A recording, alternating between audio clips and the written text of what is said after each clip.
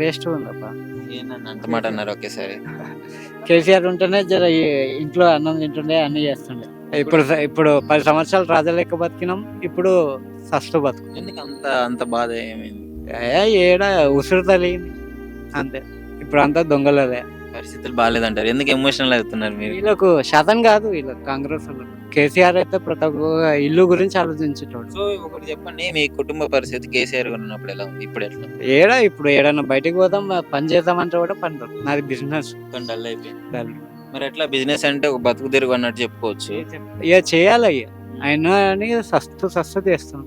మరి ఎట్లా గెలిపించారు అంత మంచి చేసిన కేసీఆర్? ఓటు నాకు అసలు తెలంగాణ హైదరాబాద్ లో కాంగ్రెస్ కే లేదు.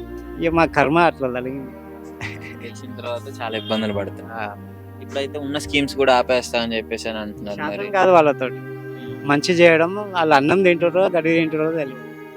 చాలా బాధపడుతున్నారు, అర్థమవుతుంది క్లియర్ గా. బాధ అంటే బాధ ఉంటది. కేసీఆర్ ఉన్నప్పుడు అయితే మంచిగా కాలు మీద కాలు వేసుకొని ఉంటారు. ఇప్పుడు కాళ్ళు ఎవరినైనా మొక్కాలి. కాళ్ళన్నా మొక్కితే గానీ పరిస్థితి గడవట్లేదు. ఓకే. సరే, ఏమైనా స్కీమ్స్ అన్నా మరి ఏమన్నా వస్తున్నాయా? సరే, పాలన బాగాలేదు, స్కీమ్స్ ఇచ్చిన స్కీమ్స్ ఏమన్నా కొన్ని వస్తున్నాయి. మంచితనం చేయడు కాంగ్రెస్ కి తెలియదు. దోసుకొని తినుడే తెలుసు. ఇగో ఇప్పుడు చూసినాం కదా 10 సంవత్సరాలు ఎంచామా. ఇప్పుడు చూడు 1 సంవత్సరంలోనే ఇట్లా అయిందంటే తెలంగాణకు డిస్ట్రిక్ట్ పడ్డది.